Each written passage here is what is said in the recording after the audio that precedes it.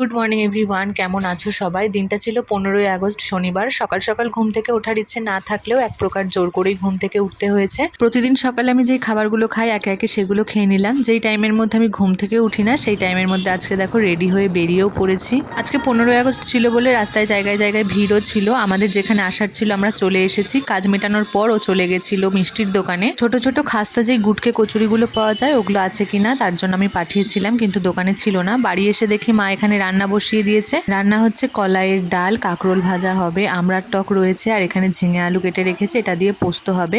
ওই ছোট কচুরিগুলো পাইনি দেখে নর্মাল কচুরি নিয়ে এসেছিল, সঙ্গে ছিল আলুর তরকারি আর জিলিপি। সন্ধ্যেবেলায় বোনেরা এসেছিল, এখানে বোনেরার আমার জন্য বানিয়েছিলাম দুধ চা। আর আমার বর চানাচুর, নারকেল, শশা দিয়ে মুড়ি মেখেছিল। রাতের বেলায় কি রান্না হবে মাকে জিজ্ঞাসা করে চুপি চুপি রান্নাঘরে এসে রান্না করছিল। মা শুনতে পেয়ে এসে আবার মশলা করে দিয়েছে। রান্নার পর এখানে আমাকে টেস্ট করতে দিয়েছিল। বর রান্না করেছে বলে যে ভালো বলবো তেমনটা নয়, সত্যিই ভালো হয়েছিল।